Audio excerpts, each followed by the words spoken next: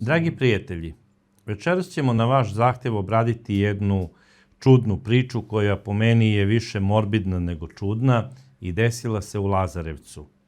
Desila se zadnjeg dana februara, 28. februara 2022. godine.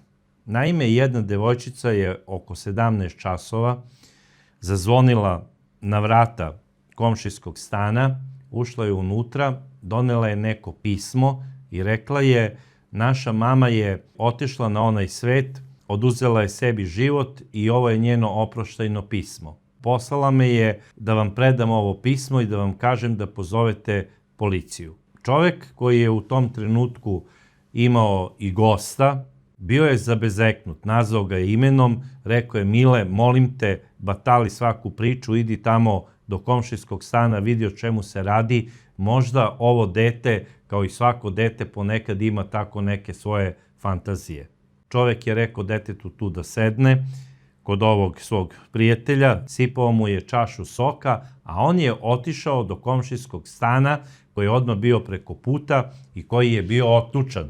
Ušao je unutra i kada je hteo da uđe u dnevni boravak, osetio je užasni smrad i kada je gurnuo vrata kako bi ušao, video je da ne može da otvori ista zato što ispred samih vrata leži neko žensko telo.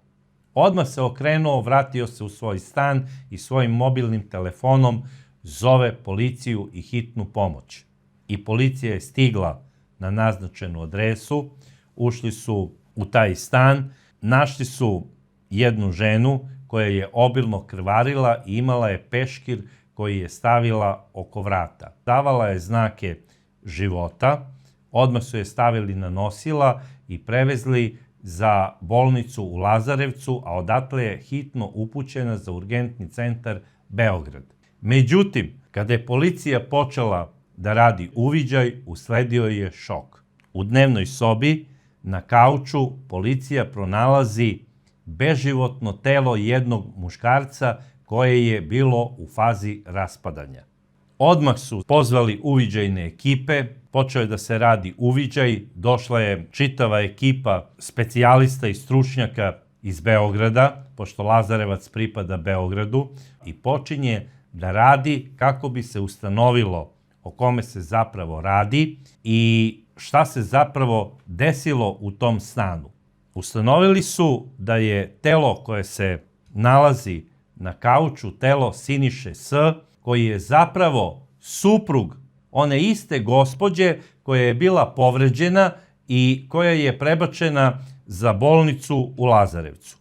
I ko je zapravo bila ova porodica i ko je Siniša S koji je pronađen na krevetu? Siniša S je rođen 1980. godine u Bosni.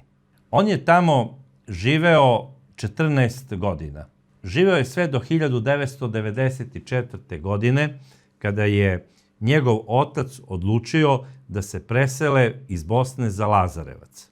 Kako kasnije kaže njegov otac, bile su to ratne godine i odlučili smo da pređemo u Srbiju kako bi se ovde skrasili i kako bi otpočeli normalniji život. I 1994. godine Siniša S dolazi sa ocem, majkom i mlađim bratom. Po dolasku u Lazarevac upisuje srednju školu i završava stručnu školu koja je vezana za rad u rudarskom basenu Kolubara, gde je kasnije po završetku srednje škole zasnovao radni odnos. Važio je za dobrog radnika. 2006. godine mladi Siniša, koji ima tada nepunih 26 godina, stupa u brak sa jednom devojkom sa kojom je već nekoliko godina bio u vezi i dobijaju ćerkicu. U braku su bili do 2010. godine, a onda je, kako to neretko biva, iz nekih razloga, ovaj mladi bračni par se razvodi i svako odlazi na svoju stranu. Ćerkicu koju su imali iz tog braka sud je dodelio majci. Siniša je plaćao onu redovnu mesečnu alimentaciju i sve je to bilo onako kako su se dogovarali. Jednomesečno je on uzimao dete da provede vikend kod njega i sve je to bilo normalno.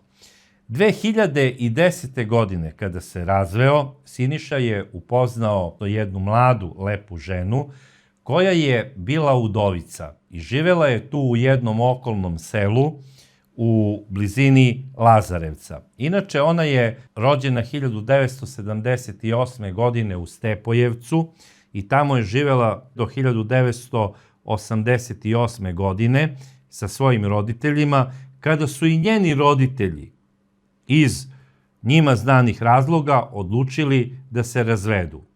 I tako je ova tada devojčica dodeljena sudskim putem svojoj mami i majka odlazi iz Stepojevca u svoje selo odakle je i došla. To je znači okolina Lazarevca. Inače, nastavlja da radi svoj posao koji je radila, a to je zapravo rad u termoelektrani Nikola Tesla. Ona je tamo radila, bila je izuzetno vredna i poštovana od svojih kolega i školovala je i svoju ćerku da jednog dana bude isto radnica te termoelektrane. Ćerka je završila srednju školu i odmah po završetku srednje škole ona se zaista i zapošljava u istom kombinatu gde radi njena majka i zaljubljuje se u jednog svog mladog kolegu. Počinju vezu i naravno tu istu vezu su krunisali brakom. Inače, ova mlada žena zove se Jasmina. Ostala je u drugom stanju, imala je 22 godine i smatrala je to je pravo vreme da se mlada devojka uda i da rađa decu. Tako da je ona sa 22 godine stupila u brak i 2001. godine, u 23. godini, donosi na svet jednog dečkića. Ovo dvoje mladih ljudi bili su presrećni. Nažalost, ta sreća nije dugo trajala, jer Jasminin suprug je obožavao da vozi motore i u jednoj saobraćajnoj nesreći gine motorom. I ova mlada žena ostaje udovica posle nepunih 2 godine braka. U tom trenutku njihovo dete, njihov sinčić, nema ni punih godinu dana. Bio je to veliki šok normalno za Jasminu. Ona nije više mogla da podnese da živi u stanu kod roditelja svog pokojnog supruga i odlučila je da se vrati kod majke. U ono selo u okolini Lazarevca. Majka radi, znači, u termoelektrani, radi i Jasmina. Dete ide u školu normalno i sve to traje do 2010. godine, kada se Jasminina mama teško razbolela od jedne opasne bolesti, tačnije od raka. Jasmina je bila depresivna kada je saznala dijagnozu svoje majke i kako pričaju ljudi koji su je znali, ona je davala sve od sebe kako bi izlečila svoju majku ili kako bi joj što duže produžila život. I svi je pamte kao veoma požrtvovanu ćerku. Iz njenog mesta o ovoj mladoj ženi, o Jasmini, nema niko da kaže ni jednu ružnu reč. Prilikom tih čestih odlazaka iz Lazarevca za Beograd, Jasmini pomaže i sada njen novi emotivni partner, koga je upoznala 2010. godine, a to je upravo Siniša S, o kome smo malo pre pričali. Znači, Siniša i Jasmina su u vezi od 2010. godine. I Siniša se pokazao kao pravi kavaljer koji brine ne samo o sebi i o svojoj emotivnoj partnerki, nego i o njenim najdražim. A u ovom slučaju to je Jasminina majka i Jasminino maloletno dete, koje u tom trenutku ima 9 godina. Siniša se ponašao kao pravi zet prema Jasmininoj mami. Na svaku tu terapiju koja je trebala da se odradi u Beogradu, on je vozi, pomaže Jasmini u smislu kupovine preskupih lekova. U svakom pogledu Siniša se ponašao kao da je njen suprug, a ne momak koji je počeo vezu sa njom. Tako se ponašao i prema dečkiću. Kupovao mu je igračke, izvodio ga je u Mek, kupovao mu je patike i svašta nešto. Dečko ga je veoma, veoma zavoleo. njega je doživeo kao svog biološkog oca. I ja mogu da razumem ovog dečaka u tom periodu, zato što on i nije pamtio svog biološkog oca. I naravno, sve se to dopalo i Jasmini, njoj je godilo kako se Siniša ponaša pre svega prema detetu, a i prema majci. I Jasmina je govorila Siniši da ona ne može da ostavi majku, jer je majka bolesna, i da je ona njoj preko potrebna, ali da planira da stupi u brak sa Sinišom. 2012. godine desilo se ono najgore, bolesna majka je umrla. Jasmina je to doživjela kao veoma težak udarac i tu se Siniša našao kao neko koju je tešio. I kada su sahranili majku, te 2012. godine, kada su se odredili svi ti redovi, Jasmina je odlučila da sa Sinišom stupi u brak.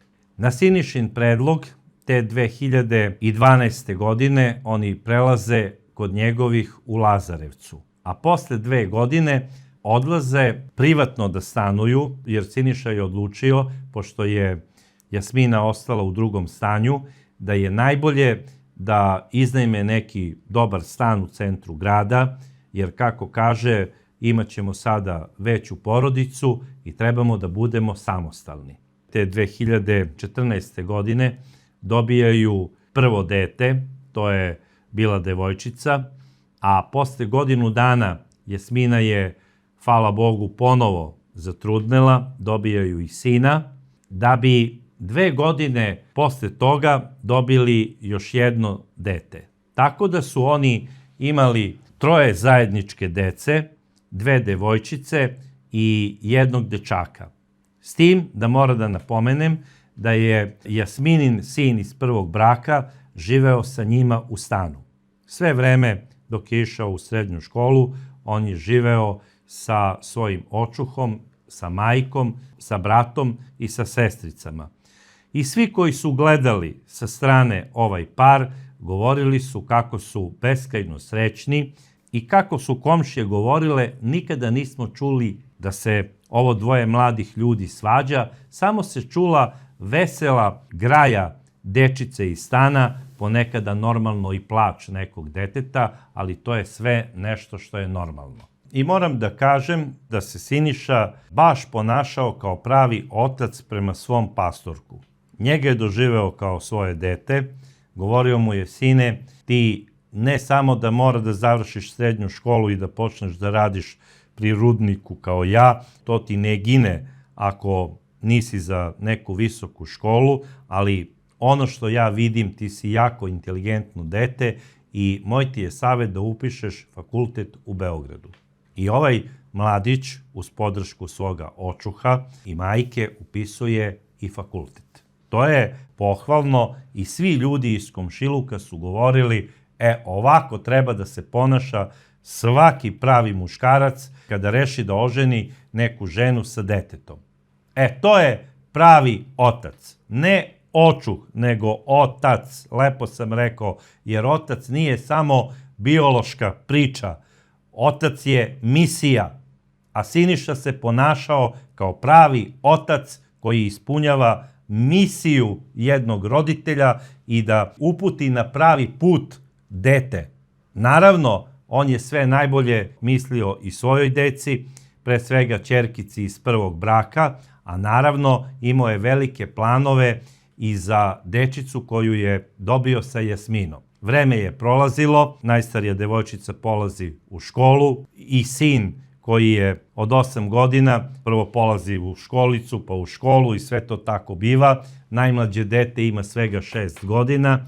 Jasmina je iz njoj znanih razloga prestala da radi u tentu, dala je otkaz, postala je domaćica.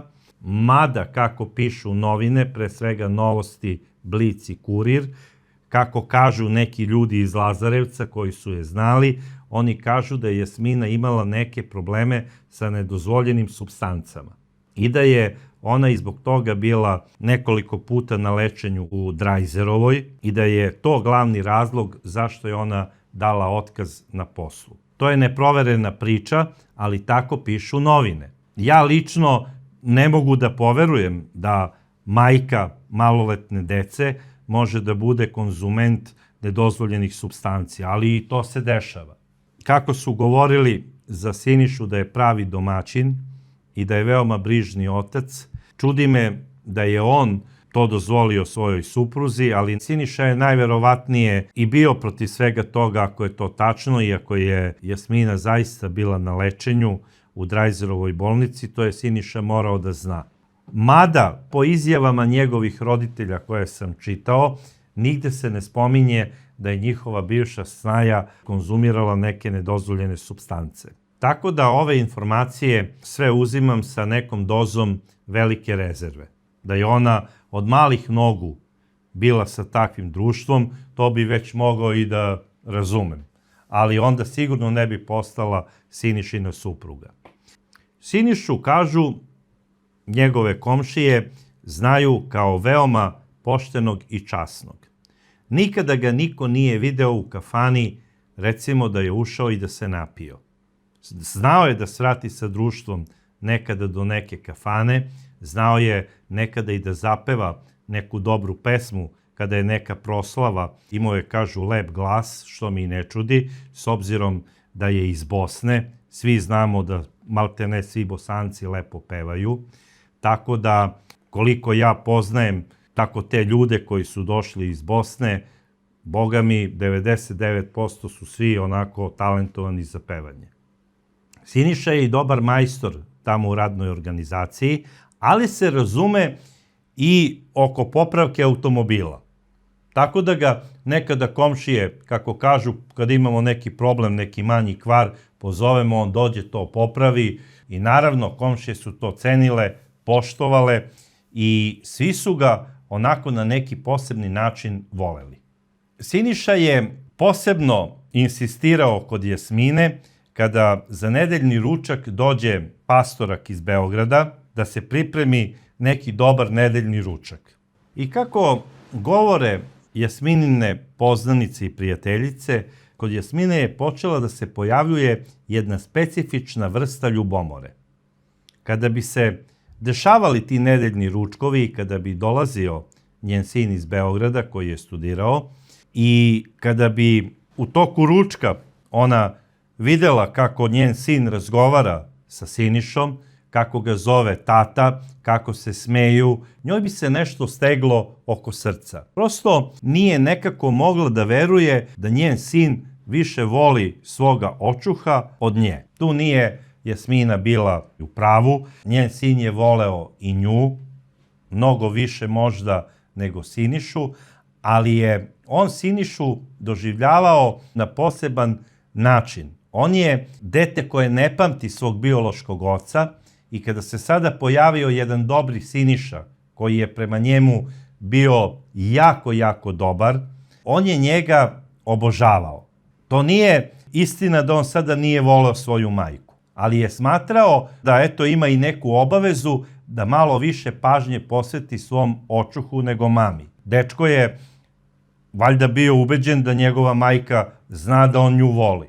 Ne razumem Jasminu zašto je imala tu neku dozu prikrivene ljubomore zbog toga, ali ju je imala. Tako kažu bar njene prijateljice, a na kraju ćemo se i uveriti da je to tako. Ali tek kada bi Siniša počeo neku svoju priču, onu pravu mušku priču sa svojim pastorkom, u smislu ajdemo sine tamo do kafića da sednemo, da popijemo neki sokić i da popričamo malo o devojkama. Tu bi tek Jasmina doživela vulkan ljubomore u sebi. Ona je čak mislila da sada Siniša njemu priča neka svoja ljubavna iskustva i to ne neka iz prošlosti, nego neka iz sadašnjosti.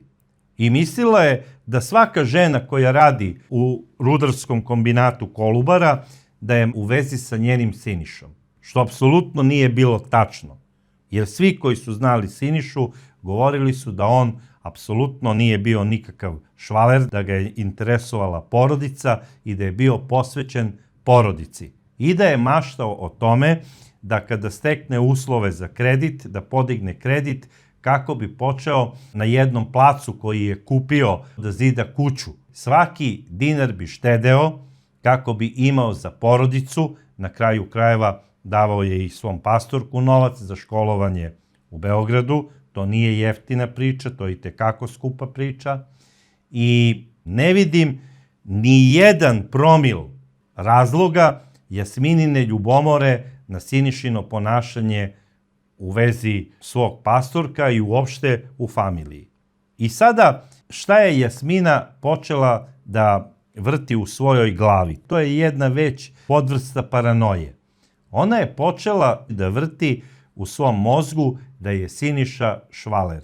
Počela je tajno da mu kontroliše i telefon, da vidi s kim se on dopisuje. I ako tamo piše Pera Moler ili sada recimo Žika Limar Kolubara, ona bi odmah mislila da se iza toga krije neka ženska. I pozvala bi Žiku, recimo, Limara i očekuje sada ljubki ženski glas. Međutim, javi se onako glas kao motorna testera i kaže: Siniša, brate, od tebe ne mogu da mrdnem, evo, zvoni telefon, izašao sam iz kanala, sad popravljam upravo jedan auto, kaži šta gori, šta je zapelo. I ova bi prekinula vezu. I tako ona više puta proverava. Te zove Simu električara, te nekog tamo opet keramičara, jer ko što znamo, ovaj čovjek je radio u takvom odeljenju koje je za intervencije u rudniku i bilo je i keramičara i molera i svašta nešto. I na kraju, kada ode na posao, pita ga Limar: dobro bre čoveče, na šta ti ja ličim, izlazim zbog tebe iz kanala, ti mi prekide vezu. Pa nisam bre čoveče, kako nisi, evo vidiš da si me zvao. I pokaže mu. I onda ovaj vidi, pa ovde nešto nije u redu. To mi je rekao i keramičar, to mi je rekao i moler, to mi je rekao i Arsa konobar. Siniša je sada shvatio da njegova žena njemu stalno gleda po telefonu i da zove njegove prijatelje kako bi se javila neka ženska. Siniša počinje da nosi stalno svoj telefon sa sobom, ali nesvesno on je samo još više raspalio njenu maštu i njenu ljubomoru. I počele su i sitne čarke između Siniše i Jasmine. To su uvek radili kada nisu prisutna deca i naravno ne nikad nedeljom, kada je tu Jasminin sin iz prvog braka. Znači, oni kada su sami, umesto sada da uživaju u svojoj sreći, oni počinju da se raspravljaju, odnosno Siniša da se pravda, i ne bi me iznenadilo da mu je nekad Jasmina u tim raspravama i udarila možda i šamar. I to naravno čovek od 100 i kusur kilograma nije ni prijavljivao policiji svoju suprugu za nasilje u porodici. Drugo, on svojoj supruzi stalno donosi svoju platu i daje joj. Pa to je prosto na prste da se izbroje takvi muškarci. I to je sasvim normalno i sasvim okej. I nije mi jasna sada ova žena. Ona kao da je tražila nekog šibadžiju koji treba da je maltretira i da joj ne da ni jedan dinar. I ja, kao što znate, ja sam apsolutno protiv svakog vida nasilja i ne mogu sada da opravdam ovo Jasminino ponašanje prema Siniši, zato što je ona psihički maltretirala Sinišu. To ako mu je nekada i udarila neki šamar, ovog čoveka ne bi ni macola oborila, a kamoli šamar njegove žene. On to nigde nije ni pričao, naravno ne bi ni ja. Mislim, gde da pričate takvu stvar, tuče me žena, a imate 100 kilograma. Šta se dešava dalje u ovom braku? Ovaj brak je krenuo kao neka barka na uzburkanom moru, u pogrešnom smeru i, nažalost, ne ni u pogrešnu luku, nego na otvoreno more koje je bilo sve više i više uzburkano nekim neslaganjima i bilo je pitanje trenutka kada će taj brod, odnosno taj brak, da doživi brodolom. I kamo sreće da su se ovo dvoje mladih i lepih ljudi razišli. Ja mislim da je Jasmina imala i neki strah paranoidni upravo od toga da je ne ostavi suprug. To se ne bi nikada desilo. Mislim da je ovaj brak bio osuđen na pravi brodolom, ali ne onaj sa brakorazvodnom parnicom, nego sa katastrofom gde, kao i kod svakog brodoloma, ima, nažalost, i žrtava. I ja moram da kažem da je Siniša trpeo pravi vid porodičnog nasilja, ne fizičkog, nego psihičkog. Jer kada čovek koji nije lopov, a vi ga optužite da je ukrao, to nema veće uvrede za njega. Isto za muškarca koji voli svoju ženu, koji obožava svoju decu i koji daje svu ljubav toj porodici, kada oseti da njemu supruga ne veruje, to je za njega najveća izdaja. Ja mislim da u zemlji Srbiji je to gore nego kada dobijete, recimo, i otkaz na poslu gde radite. I kada volite taj posao i kada vam bez razloga kažu proglašen si tehničkim viškom, nemoj više da dolaziš na posao, mislim da i to čovek u zemlji Srbiji lakše prihvati nego da mu ne veruje supruga. Znači, čovek nije švaler. Žena ga optužuje za švaleraciju. On joj daje sav novac koji zaradi. Ona i dalje njemu kaže, ko zna koliko si ti ostavio tamo u nekom šteku, možda si podigao kredit da bi tamo sa nekom persom išao u život. Čovek koji se pravda za svaku odsutnu minutu i kada je na poslu, ona mu ne veruje. Kaže, najviše se švaleracije i rade po firmama, u stvari vi ništa i ne radite, vi se samo švalerišete. I ona je radila u tako velikim kombinatima. Ne znam da li je Siniša pitao nju, dobro, kada si ti bila u radnom odnosu, da li si ti radila svoj posao, zašto si plaćena, ili si samo trčala od frajera do frajera i švalerisala se u toku radnog vremena. Ne verujem da je Siniša postavio takvo pitanje, jer da joj je postavio, možda bi se ova žena i otreznila. Ali ne, ona i dalje maltretira ovog čoveka, a kažem, ništa gore nego kada muškarac ide s posla umoran, kada dolazi u svoju kuću i umesto tanjira tople hrane, njega dočekuje žena hladnim pogledom i kaže, jesi li se vratio najzad kući posle, mislim, avanture koje si imao sa nekom izmišljenom Marinom, te ko zna sa kim sve. I Siniša je možda napravio najveću grešku što svoju suprugu nije odveo psihijatru. Jer mislim da je ovoj ženi bio potreban lekar. A zašto to mislim? Ova žena je imala paranoidni strah od napuštanja. Pre svega, ona je najviše na svetu volela svoga oca. Kada je imala 10 godina, njena majka je morala da ode iz kuće jer se nije slagala više sa ocem. Znači, ona je kao 10-godišnja devojčica bila uskraćena očinske ljubavi zbog razvoda njenih roditelja. To je na Jasminu ostavilo veoma veliki ožiljak iz detinjstva i u njenom mozgu je ostavio kod velikog straha od napuštanja. Šta se dešava dalje? Jasmina, kada ima 22 godine, ulazi u brak. Gine joj muž. Ona to isto doživljava kao napuštanje i kao da ispašta nečije grehove. Zatim kasnije umire joj majka. To je isto jako teško podnela. I to je doživjela kao napuštanje. I sada svu svoju koncentraciju i ljubav posvećuje suprugu. Ona je volela svog supruga, ali imala je strašan strah od napuštanja.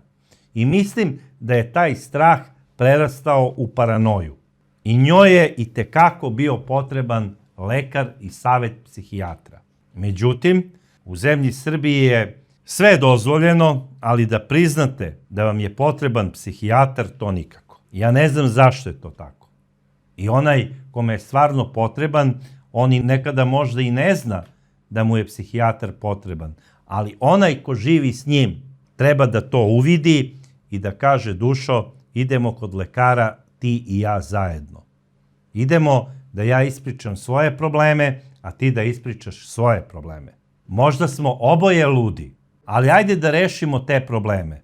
Međutim, nažalost, to se nije desilo i zadnjeg dana februara, kako kaže jedan komšija, kada se vraćao s posla, video je na terasi devojčice koje su mu mahale i on je mahnuo njima, jer ove devojčice su volele da izađu na terasu svoga stana i da mašu svim komšijama koje su poznavale. I njih je cela zgrada obožavala. I kako kaže, to je bilo 28. februara. I on je vidio te devojčice ceo mesec pre toga. Jednom im je rekao, deco, uđite u stan, počeo je sneg, nemojte da se prehladite. I kada se to desilo, susreo je jednog majstora u hodniku koji je nešto popravljao. Bio je to električar. Rekao je, gospodine, da li je neko u ovom stanu, trebao bi da pitam nekoga da li imaju takve i takve probleme u vezi struje. I onda je komšija rekao, video sam, tu su devojčice, one nikada ne ostaju same, sigurno je tu majka, ako je otac možda na poslu. I kako kaže ovaj čovjek, nisam siguran da li je to bilo dan pre dana zaljubljenih ili dan posle dana zaljubljenih. Kaže, pritisnuo sam zvono, otvorila je Jasmina, ljubazno je rekla dobar dan i šta treba. I komšija onda rekao, komšinice, evo majstor nešto se interesuje oko struje, možda će trebati da uđe u vaš stan nešto da pogleda. Majstor je pitao Jasminu u vezi onih osigurača, da li ispadaju ili ne, i ona je rekla, evo tu je razvodna tabla, možete da pogledate odmah iznad ulaznih vrata. Majstor je to pogledao i rekao je, sigurno kvar nije u ovom stanu i idem dalje, hvala vam lepo. I šta kaže ovaj komšija? Ono što sam zapamtio tog dana, da je Jasmina kada nam je poželela sve najbolje, bila je nasmejana. Čula se graja dečice u stanu i ona im je nešto rekla, budite dobre, evo sada stiže mama. Znači sve nešto što je najnormalnije. Čovjek ništa nije primetio da se nešto čudno dešava u tom stanu. A šta se zapravo dešavalo u tom stanu? Dešavao se horor. Te devojčice nisu smele da uđu u jednu sobu. Imale su zabranu ulaska. Ta soba je bila zaključana. U tu sobu je ulazila samo majka. A zašto? Vidjet ćemo kasnije. Sutra dan žena od onog komšije pita Jasminu gde je Siniša. Kaže, izvini, ne vidim ga. Htela sam da ga pitam oko automobila, imam neki problem. On to mnogo bolje zna od mog supruga da uradi, ako bi hteo da mi pogleda motor. I onda je Jasmina odgovorila, pa kaže, draga, to neće biti moguće, Siniša je u Beogradu u bolnici. I ova kaže, pa šta mu je? Pa kaže, ima nekih psihičkih problema. I tamo je ostao na odeljenju. Ono što je prvo zbunilo komšinicu, to je da neko otvoreno tako kaže, pa ima nekih psihičkih problema. To je baš onako jako čudno. Zapravo ukazuje da je ona imala nekih psihičkih problema. Zatim, šta je još čudnije? To je bilo 10. februara, znači 5 dana pre ovog događaja, kada ona kaže ima nekih psihičkih problema. Iz firme dolazi čovek, znači tamo gde radi Siniša. Zvoni na vrata Sinišinog stana, otvara Jasmina i on je pita, gospođo, da li je gospodin Siniša tu? Kaže, ne, nije, on je u Beogradu u bolnici. Pa kaže, pobogu, zašto se nije javio? Ili zašto nam vi niste javili, dobit će otkaz? Da li znate da neko, ako se u firmi ne pojavi za 3 dana, 4. dana može dobiti otkaz? Ja sam poslat iz firme da pitam gde je Siniša. Njegov telefon nam nije dostupan, a mi ne znamo šta se dešava s njim. I ona kaže, on je u bolnici u Beogradu, kome ja treba da se javim, koga treba da pozovem, kako bi prijavila bolovanje. Kaže, ne treba da zovete nikog, ja ću da izvestim svoje šefove, ali je potrebno da do 21. dostavite neku lekarsku dokumentaciju. Kako Siniši ne bi bila blokirana plata. I naravno Jasmina se onako nasmešila, kaže nemojte da brinete, do 21. će vam biti dostavljena lekarska papirologija. Čovek nije ni očekivao da ga Jasmina pozove na kafu, otišao je i rekao je pozdravite Sinišu. Šta je bitno? To je period kada vlada onaj ludi virus COVID. I kada su Sinišu zvali i roditelji, Jasmina je rekla da je on smešten u Beograd u nekoj bolnici, jer ima problem sa plućima, ali da nije ništa strašno. Znači ona svakome kaže neku drugu Sinišinu dijagnozu i kako je Sinišina majka rekla, ja sam poverovala da je on u Beogradu u bolnici, ali sam se nadala da nije COVID, a mi nismo insistirali da odemo da ga obiđemo jer znamo da su posete tada bile zabranjene po bolnicama, a moj suprug, odnosno Sinišin otac, samo što se vratio iz Beograda, iz bolnice jer je jedva preživeo COVID. A kaže 4. februara on se čuo sa mojim mlađim sinom, oni su razgovarali i ono što mi je čudno, Siniša nije rekao da ima bilo kakve zdravstvene probleme. Takođe mi je čudno da posle, kad god smo zvali i kad je zvao i moj sin, snaja je uvek insistirala na tome da je Siniša zamolio sve svoje poznanike i prijatelje da mu ne dolaze u posetu. To je onako iznenadilo malo sve, ali u neku ruku su svi poverovali Jasmini, zato što se ponašala sasvim normalno. Vodila je decu u školu, išla je do vrtića, odlazila je normalno u prodavnicu, uvek je bila lepo doterana, nije bila zapuštena, nije odavala nikakav utisak da se u njihovom stanu dešava neka čudna priča, zapravo horor priča. I sve bi to ko zna do kad trajalo, da 28. oko 17 časova zazvonila je na vrata najstarija devojčica, ona koja ima 9 godina, ulazi u njegov stan, nosi pismo i kaže: Čiko, ovo je meni dala moja mama da dam mom najstarijem bratu koji je u Beogradu, a to je oproštajno pismo, mama je digla ruku na sebe.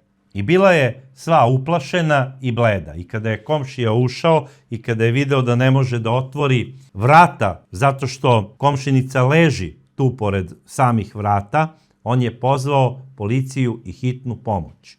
I sada se Jasmina nalazi na urgentnom centru u Beogradu, jer su je odmah po prijemu u Lazarevačkoj bolnici uputili na dalje lečenje i na hirurgiju u Beogradu.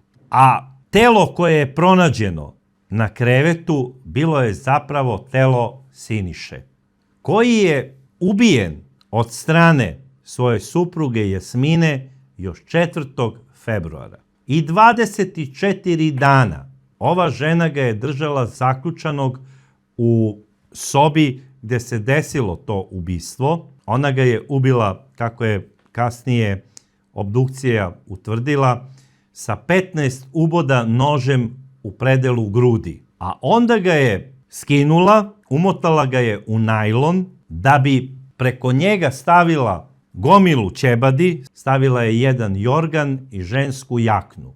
I šta je posle radila? Ona je prilikom onih odlazaka do prodavnice kupovala veću količinu hemije, odnosno mirišljavih onih deterđenata, osveživača. I sipala je to preko svog mrtvog muža kako bi suzbila smrad, pa je na kraju kupila i neke parfeme i dezodoranse i prskala je svuda po stanu kako se ne bi osjećao smrad. Deci je zabranila ulazak u tu sobu i kada bi dolazio nedeljom njen sin, ona bi ga uputila kod babi i dede ili bi mu rekla da ide kod devojke da prespava, da ne može da bude u kući. Za Sinišu je rekla da je bolestan i da se nalazi u jednoj beogradskoj bolnici. I pošto su tada posete zbog COVID-a bile zabranjene, ona mu je rekla nemoj ni da ga tražiš, jer i meni su zabranili posetu, htjela je da mu stavi do znanja, on nije tvoj otac. Čovek koji je dobio ono oproštajno pismo i koji je predao to pismo policiji, video i trenutak dolaska Sinišinog pastorka, koji je tražio da uđe u stan. Policija mu nije dozvolila, rekla da je to zabranjeno. I kada je pitao, dobro, gde se nalazi Siniša, za majku znam da mi je u bolnici, ali hoću da znam da li se to nešto strašno desilo između njih, da li je možda Siniša napao moju majku, hteo bi da razgovaram s njim, hoću da znam gde je. I kaže komšija, čuo sam kada mu je jedan od policajaca rekao, sinko, ne možeš da uđeš unutra, a unutra se nalazi još jedan leš. I mislimo da je to zapravo leš tvoga očuha, ali on je mnogo pre tvoje majke preminuo, a da li je ona digla svoju ruku na pokojnika, to će utvrditi istraga. I kao što sam rekao, istraga je i utvrdila da je Siniša ubijen i da je 24 dana bio umotan u te najlone i u tu ćebad i da ga je 24 dana njegova supruga zalevala tim mirišljavim osveživačima kako ne bi smrdeo. A zašto je ona njega držala 24 dana u stanu? Kako je rekla kasnije u istrazi, nisam imala petlju da ga isečem na delove, na komade, jer on je krupan, ima preko 100 kilograma i nisam mogla da ga iznesem iz stana. Čekala sam da se sasuši i istopi, kako bi postao lak i kako bih mogla da ga iznesem i da ga bacim na neko mesto. I kako je obdukcija utvrdila, ovaj čovek se zaista i istopio. Prosto se raspao i od 100 i nešto kilograma ostala je mumija koja je bila teška svega 30 kilograma. To su izjavili i policajci, a kasnije i Sinišin otac je to izjavio za Novosti, za Kurir, za Blic i neke druge novine.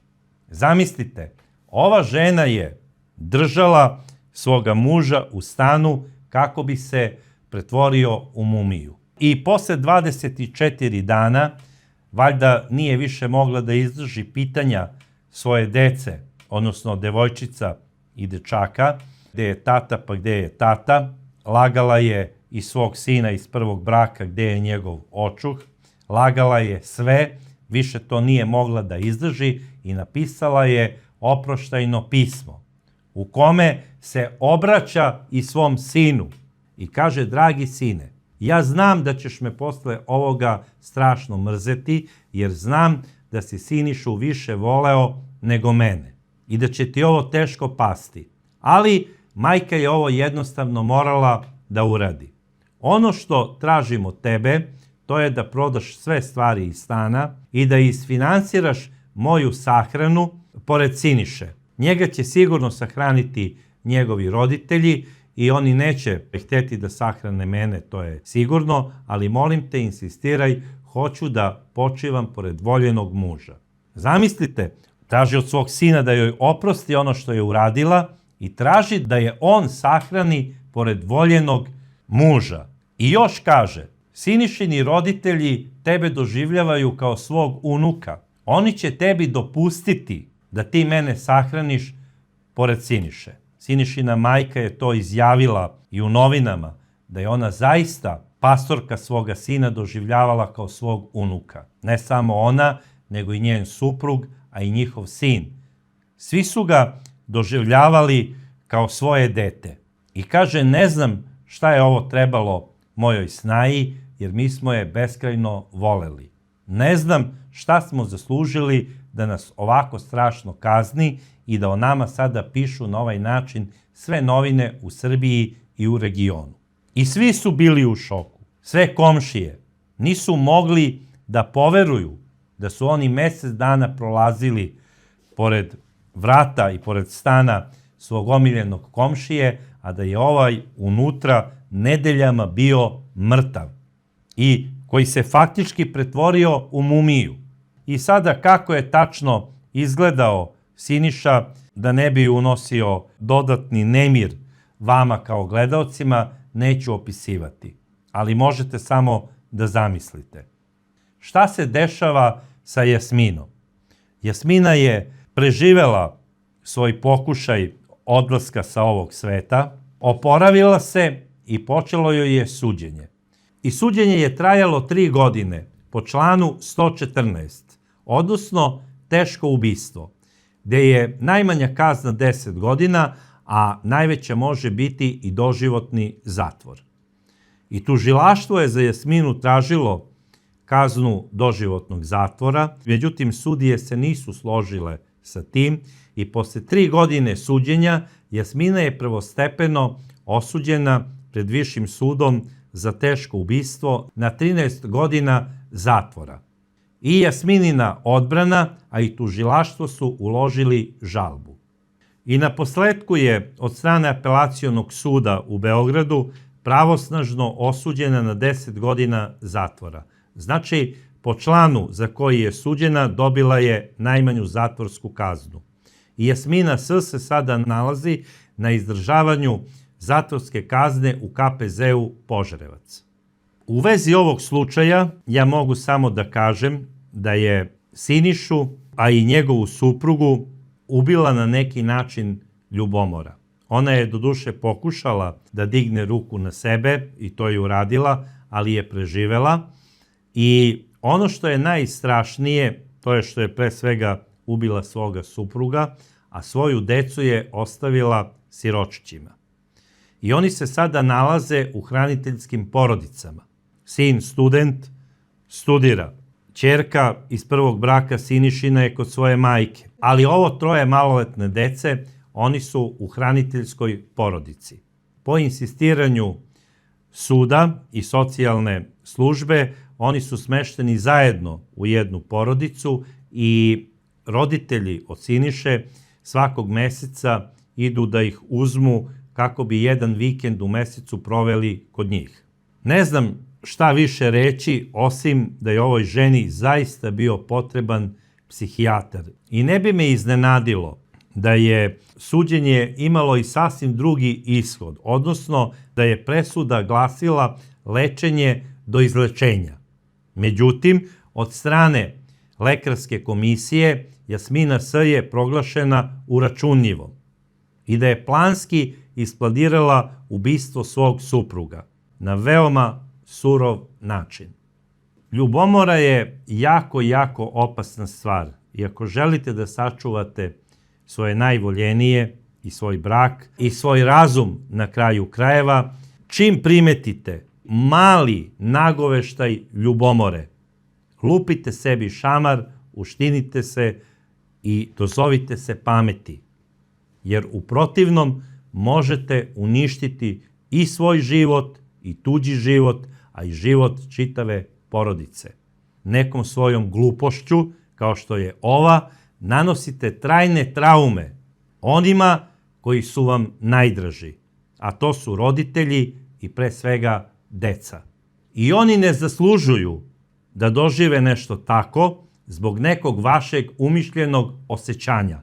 Zato stop ljubomori i stop svakom vidu nasilja. A do sledeće čudne priče pozdravlja vas i voli vas vaš Braca.